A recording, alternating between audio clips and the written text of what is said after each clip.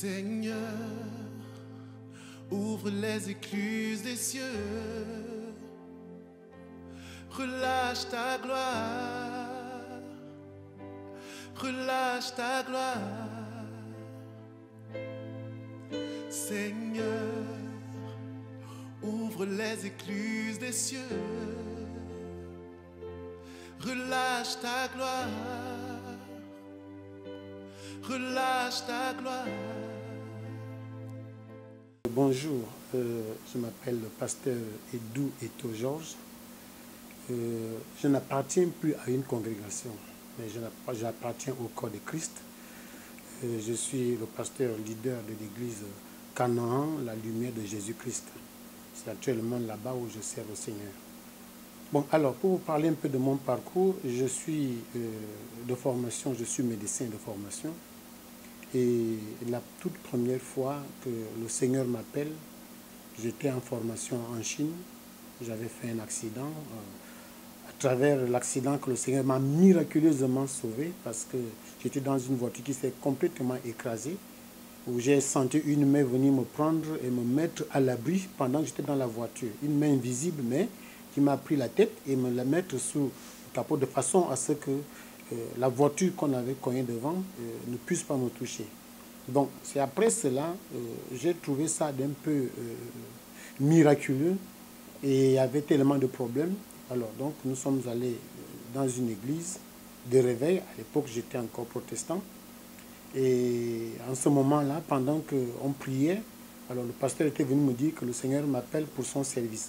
Bon, j'ai pas tenu compte parce que je me disais que bon, je suis médecin, je suis en train de rendre service à son peuple, donc par conséquent, je suis en train de le servir.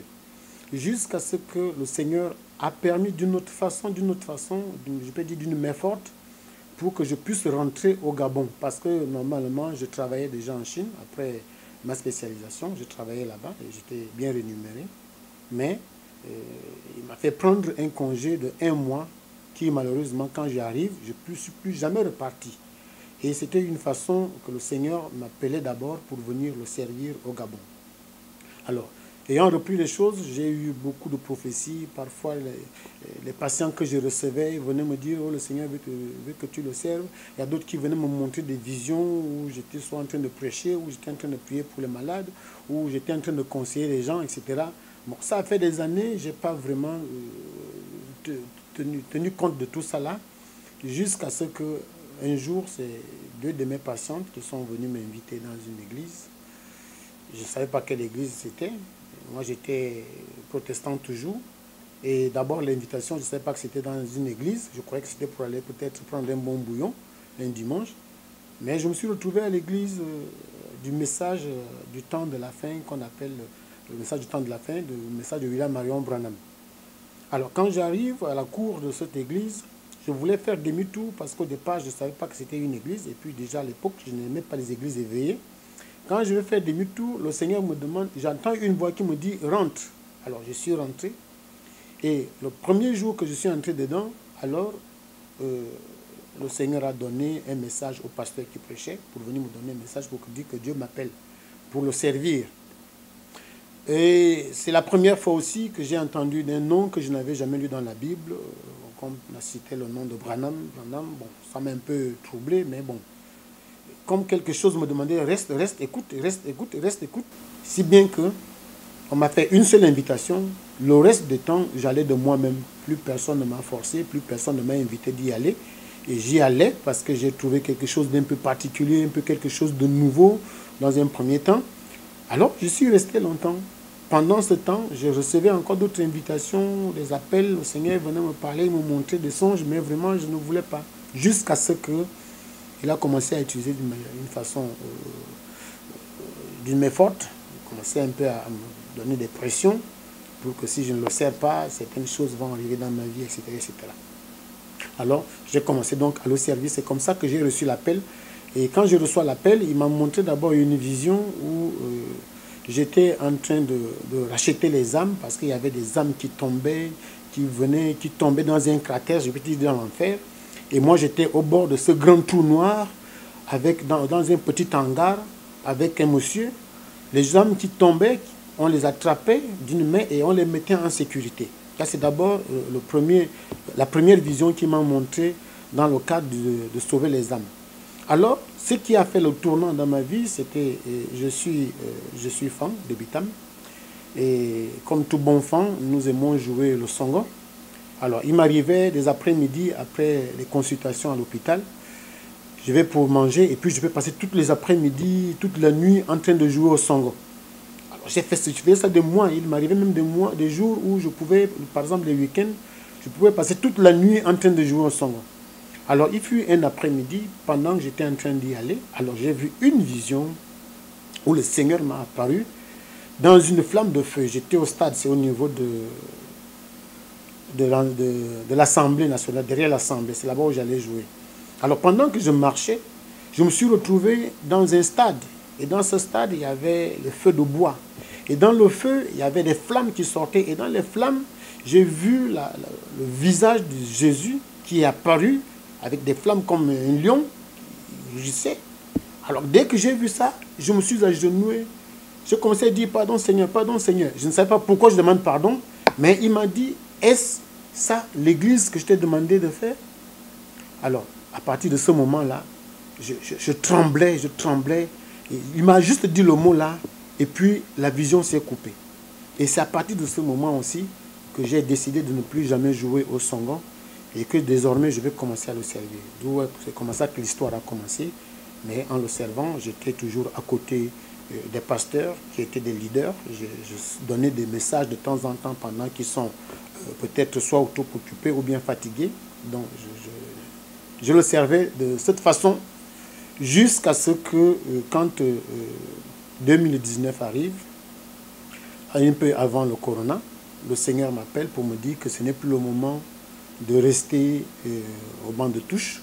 Il faudrait que je cherche déjà une place pour ouvrir une église. Et entre-temps, je suis parti de la première église du message que je priais, pour certaines conditions que je garde moi-même. Et je suis resté à la maison pendant 3 mois.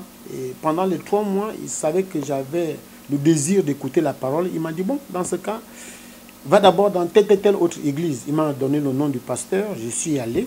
Je suis resté là-bas presque 3 ans. Et en fin 2019, il me demande de commencer maintenant à chercher le local pour commencer l'œuvre. Et après, le corona est venu. Et pendant le corona, nous étions tous à la maison. Et avant qu'on lève les mesures de couvre-feu et tout le reste là, le Seigneur vient me dire, il faudrait que j'ouvre une église avant qu'on ouvre les églises et autres là. Il faudrait que j'ai déjà mon assemblée. C'est comme ça que j'avais dit déjà au revoir au pasteur qui était sur place. Qu'il fallait que je commence à servir le Seigneur de façon individuelle. Je venais de recevoir une commission.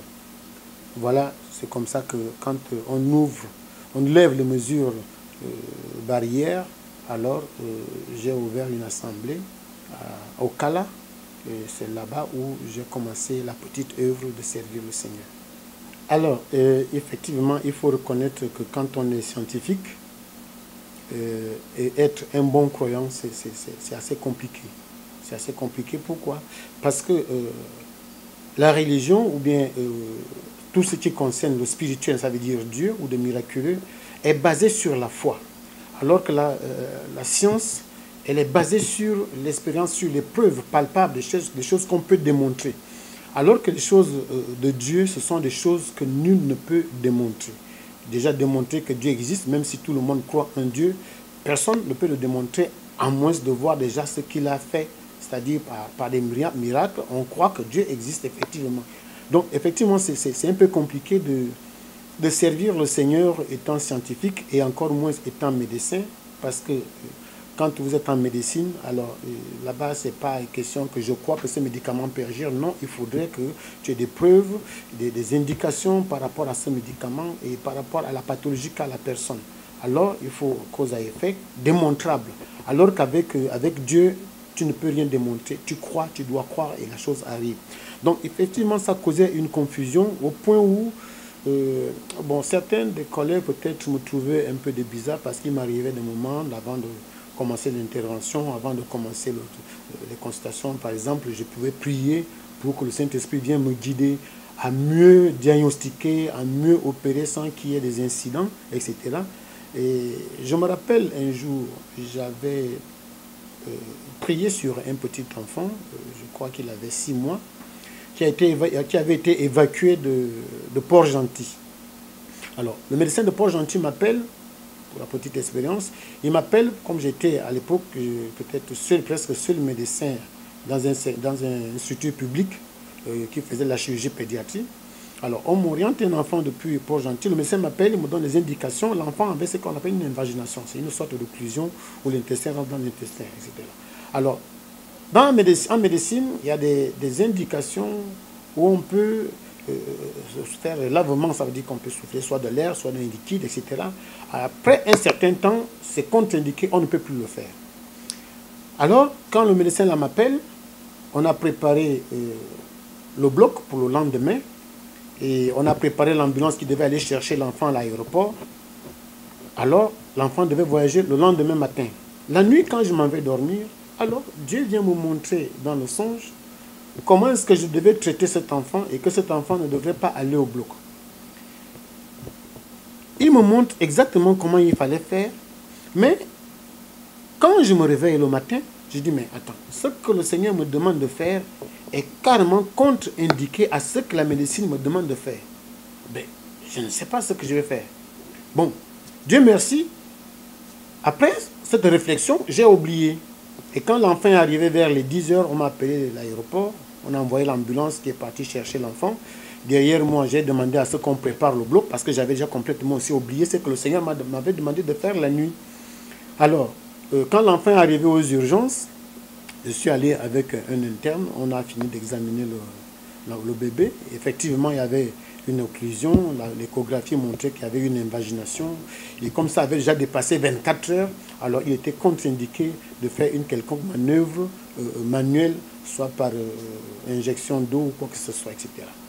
Alors, pendant que je suis en train de faire l'ordonnance, je termine de faire l'ordonnance, je demande aux parents, allez acheter tout ça rapidement ces produits, on va opérer l'enfant dès que vous amenez les produits.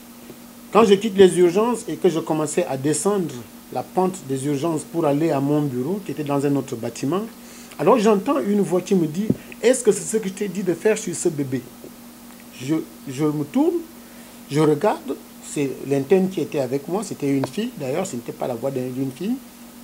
Je dis, mais qui me parle? Je voulais encore avancer, la voix me dit encore, est-ce que c'est ce que je t'ai demandé de faire sur ce bébé? Et tout de suite, je me rappelle du songe que j'ai fait la nuit. Alors, quand je me suis rappelé, j'ai dit non, non, si le Seigneur m'a demandé de faire ceci, je dois aller le faire. Alors donc, je me suis retourné, j'ai dit à l'interne, on retourne aux urgences. Je suis plutôt allé demander aux parents, non plus d'acheter les médicaments pour opérer, mais d'acheter une grosse seringue qu'on devait mettre l'eau et puis pousser pour qu'ils puissent avoir ce qu'on appelle la désinvagination, c'est-à-dire là où l'intestin était coincé, ça va se dégager. Après avoir fait ça, même l'interne me dit, ah, docteur, est-ce que ce n'est plus contre-indiqué? Le médecin qui était à l'époque aussi aux urgences, il se disait aussi, mais est-ce que si vous faites ça, est-ce qu'il n'y a pas un risque ceci de perforation, etc., etc. J'ai dit non. Je ne leur ai pas dit que c'est le Seigneur qui m'a dit. J'ai dit non, faites ce que je vous ai demandé de faire. Et ils vont acheter, et puis moi-même je viendrai faire ce qu'il faut faire. Alors, pendant que je descendais, après, bon, vous savez, quand on est médecin, et puis on a des collègues à gauche et à droite, et s'il y a une contre-indication de quelque chose, et que vous faites ça, s'il arrive quelque chose, ah ben, vous êtes bon pour votre carrière. C'est ainsi, quand je suis rentré dans mon bureau, j'ai dit, bon, Seigneur, voilà ce que tu m'as dit. Voilà ce que la médecine nous dit, carrément le contraire de ce qu'il faut faire. Alors, je ne veux pas que mes collègues me trouvent de rigolo ou bien de quoi que ce soit. J'ai dit, bon, je prie que, à l'instant où je suis en train de prier pour ce petit enfant, quand je veux remonter pour ce petit enfant, avant même que les parents n'achètent les médicaments, que cet enfant puisse faire une débâcle. Ça veut dire qu'il puisse avoir une désinvagination. Je dis, si tu m'as déjà donné une recommandation que tu veux guérir cet enfant à travers ce geste, je pense que par cette prière aussi, tu peux le guérir. Alors, pendant que je termine, à peine je termine la prière, au moment où j'ouvre le bureau pour ressortir, alors je vois le médecin des urgences qui est en train de courir pour venir nous rejoindre pour dire, oh docteur, l'enfant vient de faire l'essai. J'ai dit, Seigneur, merci. Alors, ça, c'est un geste, ça, c'est bon, disons que c'est par la foi qu'on peut croire ces choses.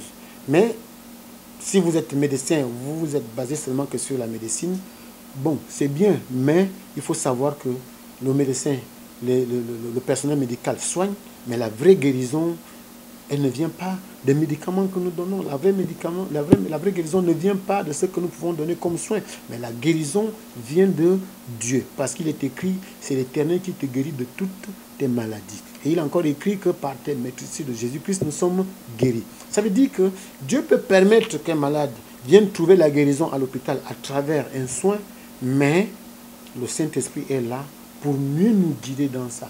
Donc c'est le Saint-Esprit qui m'a aidé à réaliser beaucoup d'interventions difficiles, à faire de bons diagnostics, à donner des traitements. D'ailleurs même, il arrive des moments où je donne un traitement qu'un autre médecin peut donner le même, mais il y a une différence parce que le traitement que je vais donner, je vais prier, demander au Saint-Esprit, Seigneur, permets que ce médicament que je donne, que la puissance du Saint-Esprit puisse être associée afin que le patient puisse être guéri. Et que s'il y a des effets secondaires à l'intérieur, que le Saint-Esprit puisse les atténuer. C'est pourquoi parfois, après un traitement, le patient revient pour dire « Oh, docteur, merci pour le traitement que vous m'aviez donné, etc. etc. » Bon, bref, c'est une parenthèse. Disons que effectivement, c'est quelque chose de difficile à associer. Alors, je ne vais pas aller par 10 000 chemins. Je ne vais pas aller par 10 000 chemins. Je suis resté dans ce message pendant 16 ans. Vraiment, pendant 16 ans. Et je vais dire que pendant 14 ans, j'ai toujours cru à ce message et j'ai toujours cru que le prophète William Marion Branham était un prophète de Dieu. Jusqu'à ce que, il y a 2 ans, Dieu m'a dit le contraire et j'ai commencé à m'intéresser à ce que Dieu m'a dit pour chercher la vérité. Donc, pour répondre à cette question, effectivement, je le confirme. C'est vrai, celui qui doute, il peut aussi demander la confirmation du Saint-Esprit ou du Seigneur Jésus lui-même. Alors, je le confirme, William Marion Branham est un faux prophète. Je veux même qu'on enlève le mot vrai faux, c'est-à-dire avoir la confusion. C'est un faux prophète de Dieu. Je le confirme et j'ai des arguments pour le montrer. Alors, lors de ma vidéo, j'avais dit que c'est vrai, je suis resté longtemps dans ce message. Je respecte beaucoup, et je les aime d'ailleurs beaucoup, les frères et sœurs qui sont dans ce message. Je respecte tous les serviteurs de Dieu qui sont dans ce message. Beaucoup m'ont encadré, beaucoup m'ont enseigné. J'ai appris beaucoup d'eux. Et même du message du prophète de Branham, je vais dire que ce n'est pas tout qui est mauvais dedans. Mais vous savez, il y a beaucoup de bonnes choses, il y a beaucoup de bons enseignements à l'intérieur. Mais le problème, c'est que, vous savez, ce qui diffère entre la vérité et le mensonge, c'est que la vérité, elle reste vérité à 100%. Alors que le mensonge, qui peut sembler être vrai, il peut avoir 98 ou 99% de vérité, mais dès que 1% de mensonge glisse, et c'est ce mensonge-là qui va faire en sorte que tout le reste devient faux. On va prendre un peu l'exemple dans le jardin d'Éden. Alors, quand Dieu dit à Adam, alors cet arbre-là, vous ne devez pas le manger, l'arbre de la connaissance du bien et du mal. Si vous mangez, vous mourrez. Ça, c'est le commandement que Dieu a donné. Alors, maintenant, quand le serpent vient devant la femme, non, Dieu a-t-il réellement dit? Et à un moment donné, la femme aussi s'est un peu embrouillée. Après, Satan, il dit non. Dieu sait que si vous mangez, vous deviendrez comme Dieu. C'est vrai, ça veut dire qu'ils vont avoir de la connaissance, ils vont connaître beaucoup de choses. Aujourd'hui, nous connaissons l'explosion, l'évolution de la science, etc. Ça, c'est le fruit de la connaissance, etc. Mais, en glissant un petit mensonge, voilà toute l'humanité qui est tombée. Donc, Branham, il a dit beaucoup de bonnes choses, bien que beaucoup de choses aussi sont c'est du plagiat, ça veut dire qu'il a pris chez les autres et il est venu donner comme si c'est lui qui donne la révélation. Ça, c'est de 1. Et d'autres choses, dans ce message, il a glissé des choses, des doctrines qui font en sorte que c'est aller contraire à la parole de Dieu. À partir de ce moment-là, il y a eu beaucoup de dérapages. Alors, donc, j'ai dit que ce message qui semblait être vrai, qui semblait être la solution pour le temps de la fin, parce que ça porte d'abord un bon nom, le message du temps de la fin, connaissant que nous sommes au temps de la fin, et bien quand quelque chose comme ça arrive, on le prend avec enthousiasme, mais quand on regarde dans la profondeur, j'ai invité donc les gens à méditer, à regarder dans la profondeur, à faire un peu comme les disciples de Béphésec, c'est-à-dire quand ils reçoivent une parole, ils la prennent, mais ils retournent pour regarder les Écritures si c'est conforme aux Écritures. À partir de ce moment-là, on peut juger si la chose est vraie ou si la chose n'est pas vraie. Mais que ce prophète qui est venu se dire le dernier prophète du temps de la fin, il a donné tellement des enseignements qui ne sont pas vrais. Il a amené les gens à vouloir faire de lui comme étant le retour, la seconde venue du Seigneur Jésus-Christ. Il a voulu amener les gens comme étant le Jésus du temps de la fin. Il a voulu amener les gens même. Il ne l'a pas dit, mais il a donné des citations où il pouvait dire que le Dieu Tout-Puissant dévoilé devant vous maintenant. Alors donc, il se présentait devant un peuple et il dit que c'est le Dieu Tout-Puissant qui se dévoile. Donc, il a voulu se faire aussi Dieu, même s'il n'a pas dit que je suis Dieu, bon, dans le sens propre du terme, mais il a donné un message qui a fait en sorte que ceux qui vont l'écouter, ceux qui vont le suivre, vont le considérer comme étant un Messie, comme étant Dieu, en un mot. Alors, donc, ça là, c'est déjà, au temps d'aujourd'hui, c'est déjà une fausse doctrine, parce qu'il pouvait dire qu'il est le Noé du temps de la fin, mais entre-temps, aujourd'hui, après la mort et la résurrection de Jésus-Christ, il n'y a plus un prophète ou il n'y a plus un homme qui va venir dire que c'est moi que vous devez suivre si vous voulez aller au ciel. La Bible ne nous dit pas ça. Jésus ne nous a pas promis qu'un autre viendra pour me remplacer ou vous devez le suivre pour venir en moi. Jésus a dit si vous voulez aller au Père, le seul chemin, c'est moi. La vérité, c'est moi. La vie, c'est moi. Et c'est cet évangile que nous devons propager. Nous devons amener les gens à Jésus. Alors Branham, lui, parfois, tantôt, il fait semblant d'amener les gens à Jésus, mais quand vous regardez bien, il amène les gens vers lui. Si bien que ceux qui l'ont cru, qui le suivent aujourd'hui, font de lui le Jésus. Il y en a qui font de lui Dieu.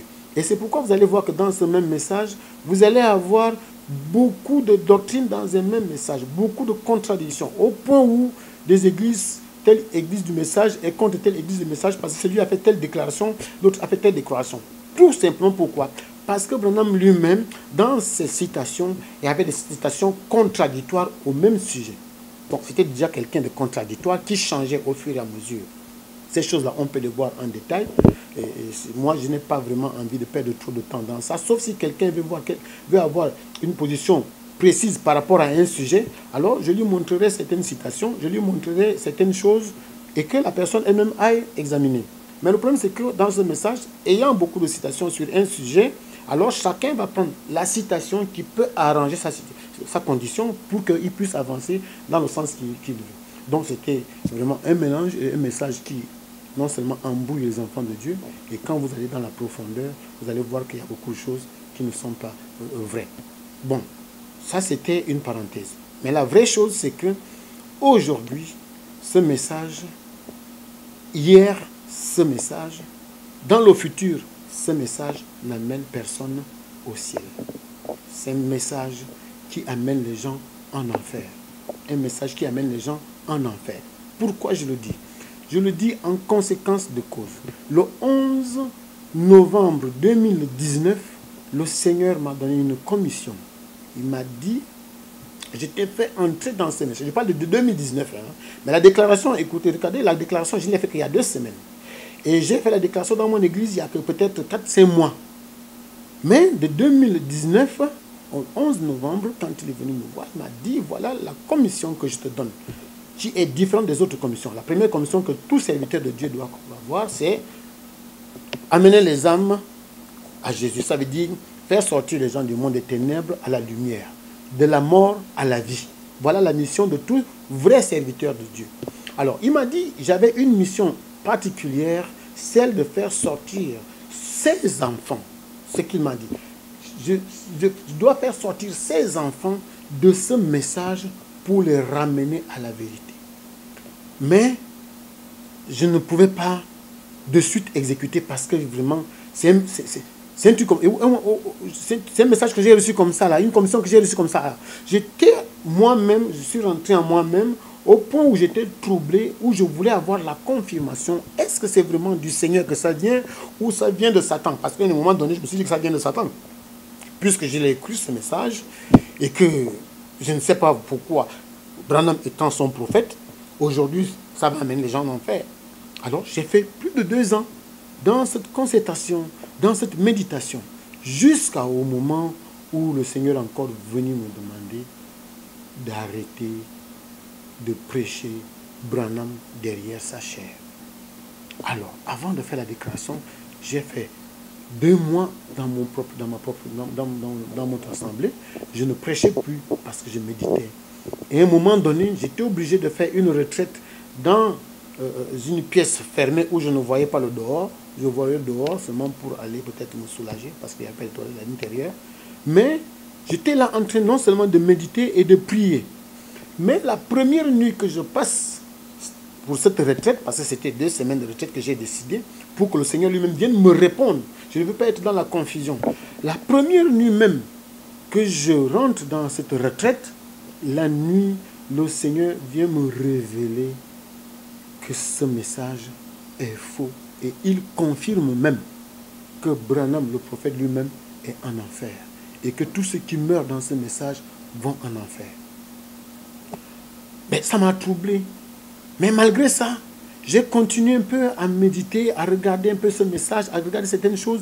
Et au fur et à mesure que je regardais, c'est ainsi que le Seigneur aussi me montrait certaines choses. Jusqu'à ce que j'ai fait même 1 semaine, je crois 1 semaine et 2 jours, j'étais encore là. Le Seigneur revient encore et me dit, mais bon, attends, tu es venu à cette retraite pour que je te réponde. Maintenant, qu'est-ce que tu fais encore là? Va et va dire ce que je t'ai montré. C'est comme ça que j'ai arrêté la retraite. Au lieu de faire 2 semaines, j'ai fait 9 jours. Et puis, quand j'ai dit la chose dans l'église, les 3 quarts presque sont sortis de l'église. Juste une partie est restée. Dieu m'a dit, ne t'inquiète pas.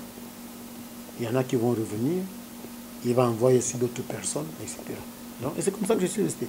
Maintenant, c'est depuis 4-5 mois que je l'ai annoncé. Je vous ai dit 5 mois que je l'ai annoncé, que les gens étaient partis. Et je prêchais maintenant.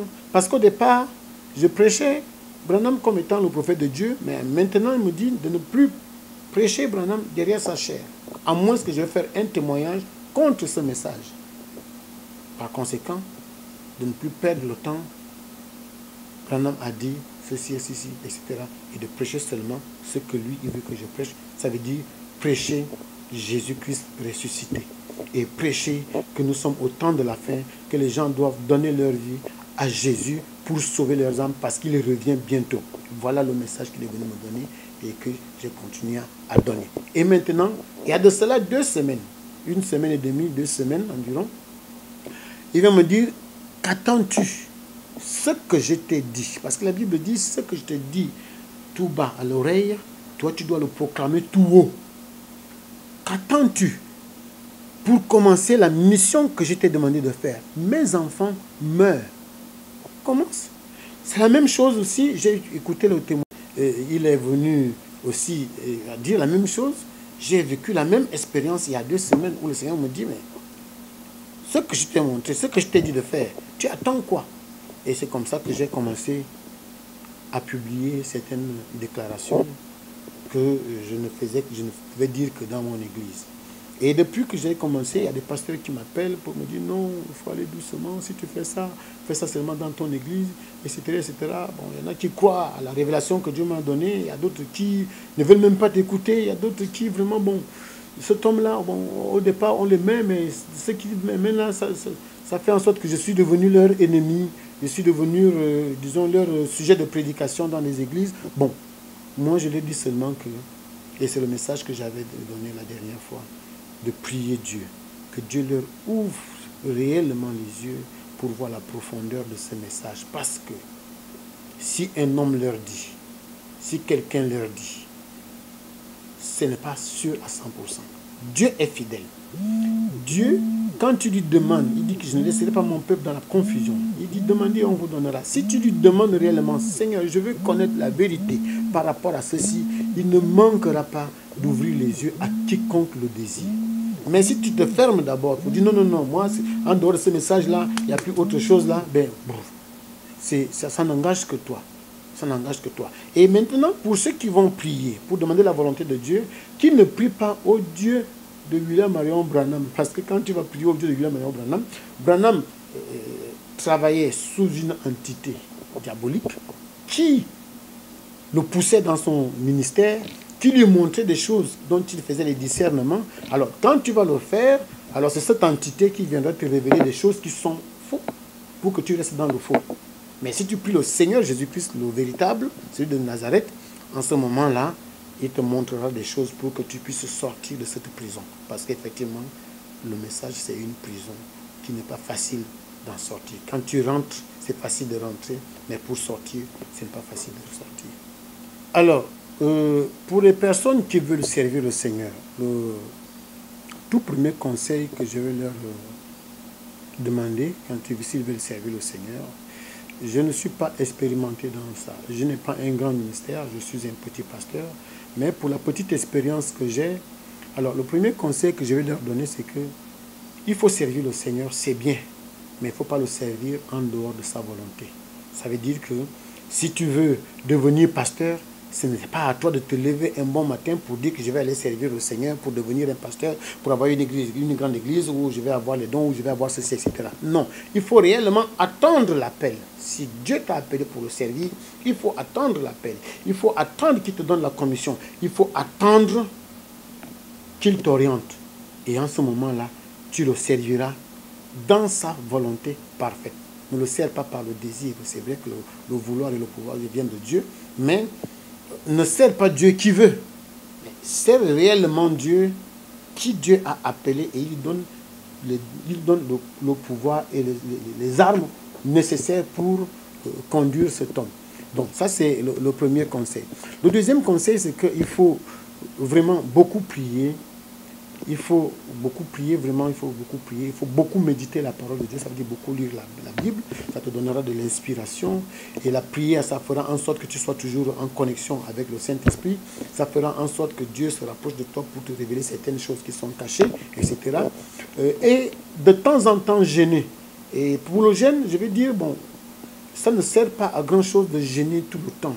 En fait, le jeûne, il faudrait que c'est le Saint-Esprit qui te convainc de jeûner. Parce que quand tu jeûnes, il y a un but à atteindre. Alors, il ne faut pas que, bon, comme vous dites, certaines personnes le font, prennent l'habitude, oh, chaque mois je dois jeûner 3 jours. Chaque mois je dois jeûner. Non, non, non, c'est pas comme ça. Le jeûne, on le fait quand c'est le Saint-Esprit qui te demande de jeûner. Moi, je vais prendre un exemple. L'année passée, Dieu nous demande de jeûner 40 jours. Toute l'église devait jeûner 40 jours. Moi-même, j'ai crié 40 jours. Moi qui n'ai jamais fait une semaine de jeûne complet, on me demande de faire 40 jours. Mais on a prié pour que le Saint-Esprit nous conduise. Et le Saint-Esprit est venu nous alléger le jeûne là. On a fait 40 jours comme si on a fait 3 jours. Il n'y avait personne qui a maigri. Il n'y avait personne qui était trop fatigué. Le Seigneur nous a vraiment tellement soutenus. Alors ce jeûne, quand on l'a fait, le motif principal c'était pour le ministère. Et il y a des gens qui ont demandé certaines choses. Il y en a qui ont eu, il y en a qui n'ont pas eu, etc. Mais c'est seulement récemment, il y a de cela quelques mois, que j'ai compris qu'en fait, le jeûne qu'on avait fait, c'était pour que le Seigneur nous fasse sortir du message. Ça veut dire que ce n'était pas quelque chose de facile. Quelque chose qui est difficile pour l'homme, Dieu vient agir. Et c'est pourquoi je vais conseiller que quand vous jeûnez, ne jeûnez pas par le désir de vouloir jeûner ou bien pour montrer qu'on jeûne, non. On jeûne quand c'est le Saint-Esprit qui vous le demande. Alors, le dernier conseil, c'est en servant Dieu, il est mieux vraiment de se laisser conduire par le Saint-Esprit. Il ne faut pas se laisser conduire par une théologie. Il ne faut pas se laisser conduire par une religion. Il ne faut pas se laisser conduire par les hommes. Parce qu'il y a des moments aussi les hommes peuvent conduire les gens. Même les laïcs peuvent conduire certains pasteurs. Comme ce laïc, il donne de grosses dîmes, comme ce laïc, il soutient l'œuvre, comme ce laïc, il est influent, il a un grand poste, comme ce laïc, il peut m'aider si j'ai besoin de lui, il peut venir me donner une idée. Moi, je prends cette idée, je l'amène derrière la chair pour donner à tout le monde. Entre-temps, cette idée ne concorde pas avec la parole de Dieu. Donc, quand on sert Dieu, on le sert sous la conduite du Saint-Esprit. Et le Saint-Esprit, il viendra parler à travers ta bouche de façon à ce que quand tu condamnes quelque chose, même si toi-même tu te trouves dans cette chose, ça t'aide toi aussi. Parce que le plus souvent, quand tu n'es pas conduit par le Saint-Esprit, quand il s'agira de condamner quelque chose, par exemple le vol, et que le pasteur lui-même il est dans le vol ou bien dans l'escroquerie, alors il va sauter la partie là, il ne va pas parler d'escroquerie, il ne va pas parler de vol, il va aller parler d'autres choses, il va aller parler du mensonge, il va aller parler de l'adultère, il va aller parler de ceci, etc. Mais juste pour que lui-même il reste à l'aise. Mais alors que quand tu es conduit par le Saint-Esprit, quand tu te trouves dans un péché, dans une chose qui n'est pas bien, alors le Saint-Esprit te demande de le dire. Et tu ne vas pas hésiter de le dire, même si toi-même tu es dedans. Tout simplement pour que le Saint-Esprit puisse t'aider aussi à sortir de ça. Donc, c'est les 3 conseils principaux que je peux donner à ceux qui veulent servir Dieu ou à ceux qui le servent déjà. Avant cela, je ne veux pas partir comme ça. Aujourd'hui, tu étais dans le message et après, maintenant, tu viens parler de ceci, de cela. Tu as quelle preuve que Branham était faux, tu as quelle preuve, ceci, etc. Alors, je vais juste citer quelques points qui me fait dire que Branham était un faux prophète. C'est-à-dire que ce n'était pas un prophète de Dieu. Quand on dit faux prophète, c'est-à-dire que ce n'était pas un prophète de Dieu. Parce que vous savez, il y avait aussi le prophète de Baal. Il y avait aussi le prophète de Dieu qui était Élie. De même aussi, en ce moment-là, nous avons les vrais prophètes, nous avons les faux prophètes. Mais pas le prophète qui va dire, bon, vous me suivez et puis je vous ouvre la porte du ciel. Non, le prophète qui peut venir donner les messages que Dieu leur donne. Alors, je ne vais pas donner une affirmation fortuite comme ça, là. Je me suis basé sur certaines choses. Première chose, Branham qui disait que c'était le prophète du temps de la fin, le prophète de Dieu, il vient d'abord mentir sur sa date de naissance. Quand nous aurons le temps, j'aurai le temps de monter avec les actes de naissance, les actes de mariage, etc. Et certains événements. Branham avait 5 dates de naissance. Donc, à partir de là, il y a déjà une confusion. Deuxième chose, Branham disait, je crois que c'était en 1950, quelque chose, quand il baptisait les gens dans la rivière Ohio.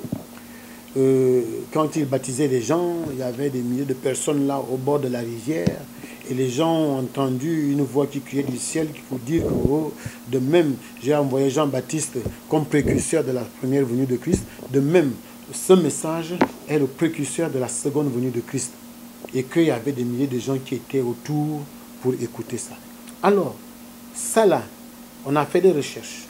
On a vu qu'à l'époque où Branham le disait, toute la ville entière n'avait pas plus de 6 000 personnes. Il parlait des milliers de personnes. Il n'y avait pas plus de 6 000 personnes. Et que l'église où Branham était prédicateur n'avait pas plus de 200 membres. Alors, comment il a fait pour réunir des milliers de personnes, ou toute la ville, à la rivière Ohio? Point d'interrogation. Et qu'il y avait des gens, à l'époque, quand il a dit, les gens qui ont écouté ce qu'il a dit et qui étaient présents au jour du baptême, il y en a qui ont dit, nous, on n'a pas entendu ça. À cause de ça, beaucoup sont sortis de son église aussi parce qu'il est parti mentir derrière la chair. Ça, c'est une chose.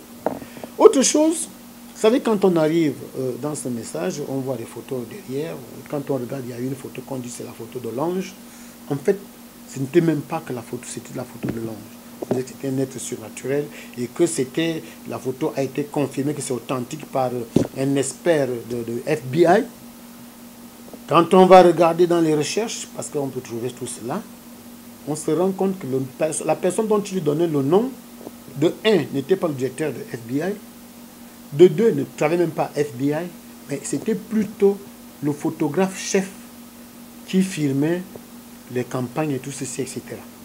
Et que ce monsieur, il fut un temps où il avait demandé à Branham de ne pas continuer à publier la photo pour dire que c'était l'être surnaturel.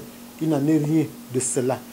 Ce qui était là, c'était le reflet d'une lumière qui a fait en sorte que, par peut-être un petit mouvement, c'est sorti ainsi.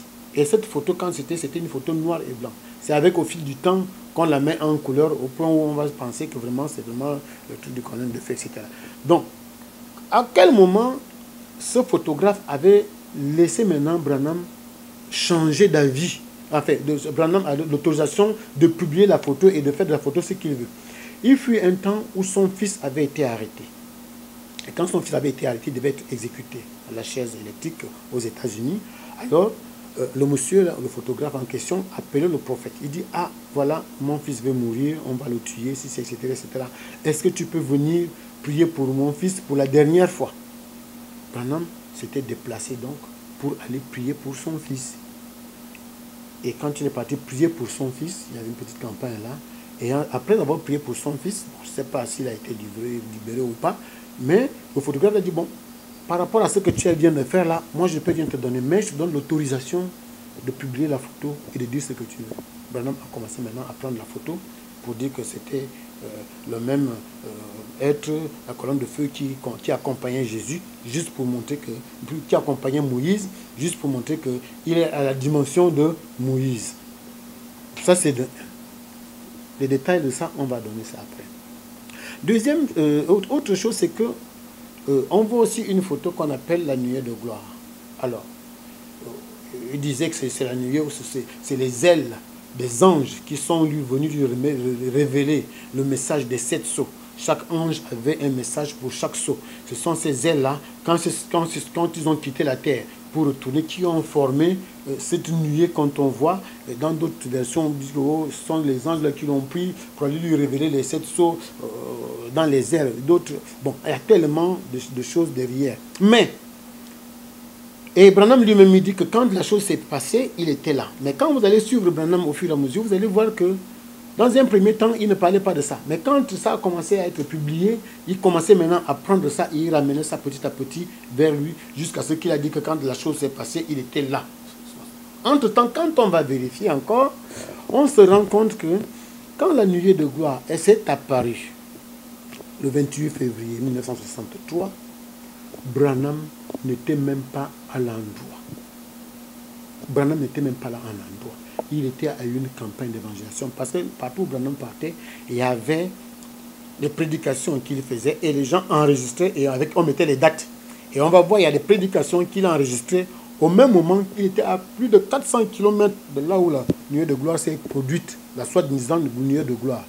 Il était à plus de 400 km. C'était pas au même endroit. Et en plus, il disait qu'il était à une partie de chasse. Alors qu'aux États-Unis, à l'époque, à l'endroit, la date en question, la chasse était complètement interdite. La chasse devait reprendre au mois de mars, après mars. Donc, c'est plutôt après qu'on a ouvert la partie de chasse que Branham est parti à la chasse, pas même à cet endroit. Donc, il n'a jamais été dans les lieux, il n'a jamais été au moment où la chose s'est produite. Mais qu'est-ce qui s'est passé? En allant vérifier, on a découvert que la nuée qu'on voit là, ce n'était rien d'autre qu'une fumée d'un gaz qui a été lâché par une fusée. L'armée américaine était en train de tester une nouvelle fusée qui devait aller plus vite que les autres, etc. Ils l'ont chargé d'un gaz qui était ceci. Alors quand la fusée a décollé, il y a tout ça là, vous pouvez trouver ça dans le truc sur Internet. Quand la fusée a décollé, alors après un certain temps, quelques secondes, ils ont vu que la fusée a fait quoi? C'est a dévié la trajectoire. Et quand la fusée a dévié la trajectoire, alors tout de suite, ils ont demandé à ce que la fusée puisse être détruite. Et quand la fusée a été détruite en l'air, alors ça a sillonné les airs en lâchant ce gaz qui a été filmé et qui en appelait gaz nuage mystérieux. En fait, ce n'était rien d'autre qu'une fusée qui a raté sa trajectoire et qui a été détruite. Donc, ça, ce sont des choses sur lesquelles on a basé la croyance dans le message. Dire que Branham est vraiment le prophète de Dieu. Voilà les choses mystérieuses qui se sont passées avec lui. Or, ça là, c'était faux. Autre chose, Malachie 4, etc. Et quand vous regardez bien les Écritures, il n'y a aucun Malachie 4, il n'y a aucun Élie qui est sorti en dehors d'Israël. Tous les Élis qui sont sortis, ce sont les enfants et ce sont les Juifs authentiques. Donc, tout ça, ça fait en sorte que quand vous faites la sommation de ces choses-là, alors vous vous dites que, mais finalement, celui qui se dit vrai prophète, en quoi est-il vraiment vrai prophète? Puisque les choses de base sont déjà fausses, à quoi continuer à le servir? À quoi continuer à croire qu'il est prophète de Dieu? C'est ça qui m'a amené à faire une recherche. C'est ça qui m'a amené à la méditation, à m'amener à la retraite. Maintenant, le plus important, tout ce que je peux vous dire là ne sert à rien. Mais le plus important, c'est l'expérience que moi-même j'ai vécue. Ou quand j'ai fait la retraite, le Seigneur lui-même est venu me confirmer que Branham n'est pas de Dieu. Et ce n'est pas lui qui l'a envoyé. Et que d'ailleurs, il n'est pas au ciel. Ça choque. Je dirais que c'est dur de le dire, mais la vérité fait mal, mais elle délivre. Mais c'est dur de le dire, mais je le dis encore une fois de plus, Branham aujourd'hui est en enfer. Dernier témoignage. Ce témoignage vient d'un pasteur congolais. Je ne vais pas donner son nom ici. Il fait même des témoignages sur YouTube, etc. Alors, un jour, pendant que j'étais en train de regarder les YouTube, l'Esprit m'a conduit à regarder un de ces témoignages. Et quand je regardais un de ces témoignages, j'ai écouté un endroit où il était au séjour de mort, parce que le Seigneur est parti le délivrer quand il était au séjour de mort. Et il disait qu'il faisait un témoignage que non, pendant qu'il était au séjour de mort, voilà, il a vu tel grand type, ou lequel il a cité, on appelle ça comme Mobutu. Il dit qu'il a vu lui-même, il a vu Pépé Calais, il a vu ceci, il a vu cela, etc. Et il a dit même les grands hommes religieux qui sont les pères spirituels de certains mouvements, il a même vu certains, et parmi lesquels Branham. Ça a aussi causé des problèmes là-bas. Mais pendant que j'étais en train de réfléchir à ça, Dieu a permis que je puisse voir ce témoignage de façon à ce que je puisse vraiment me rassurer. Parce que même quand le Saint-Esprit me l'a dit, je n'étais pas encore rassuré. Mais quand quelqu'un qui fait un témoignage qu'il a vu de ses yeux, alors ça m'a rassuré que vraiment ce que j'ai reçu venait de Dieu. Donc c'est ça qui fait en sorte que je le taxe de faux et je confirme qu'il est faux. Voilà les hypothèses. Maintenant, pour terminer, si vous le permettez, quel conseil je donnerais aux gens pour suivre Dieu ou bien pour servir Dieu? Bon, alors, vous savez, tout le monde cherche Dieu. Tout le monde veut servir Dieu. Tout le monde veut être un enfant de Dieu. Tout le monde veut être sauvé.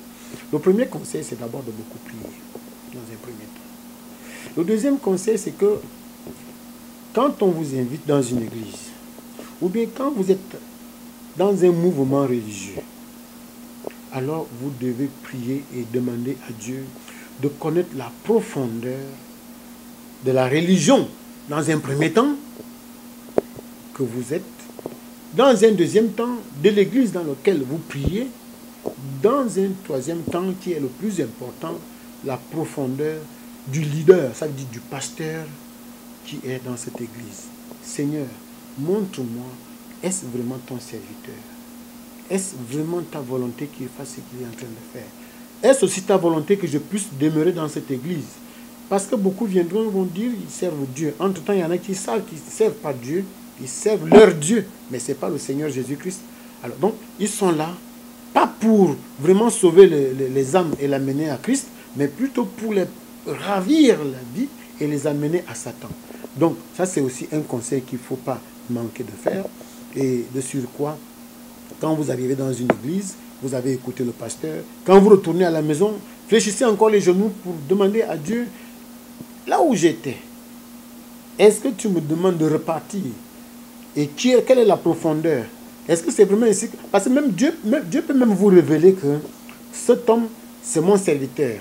Mais si Dieu ne vous révèle pas que cet homme est votre pasteur, c'est votre berger, alors ne le suivez pas. Ça veut dire que vous avez votre berger qui est quelque part. Celui qui doit vous enseigner est quelque part ailleurs. Donc, ça c'est un conseil que je veux aussi donner aux gens. Le dernier conseil, c'est Dieu étant 3 fois saint, il faudrait que quand nous le servons, nous faisons un effort de le servir dans la sanctification. La sanctification, elle est terriblement difficile. Mais il faut prier Dieu pour vous aider à avancer, pour vous aider à se sanctifier. D'ailleurs, la Bible nous dit, c'est le Père lui-même qui nous sanctifie. Mais le Père, il fait quoi? Il vient bénir notre décision. Si tu décides de vivre dans la sanctification, alors il va t'accompagner dans ça. Donc c'est un peu le dernier message que je voulais donner, un dernier conseil. Il n'y a pas d'autre Dieu si ce n'est le Seigneur Jésus-Christ, le seul que Dieu a donné pour nous sauver. Jean 3,16.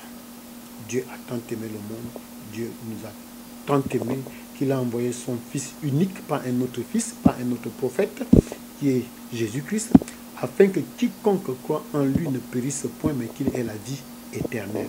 Donc c'est Jésus le chemin, c'est Jésus la vie, c'est Jésus la vérité. Il n'y a pas un autre prophète, il n'y a pas un autre Dieu, il n'y a pas un autre homme que nous devons suivre, si ce n'est le Seigneur Jésus-Christ.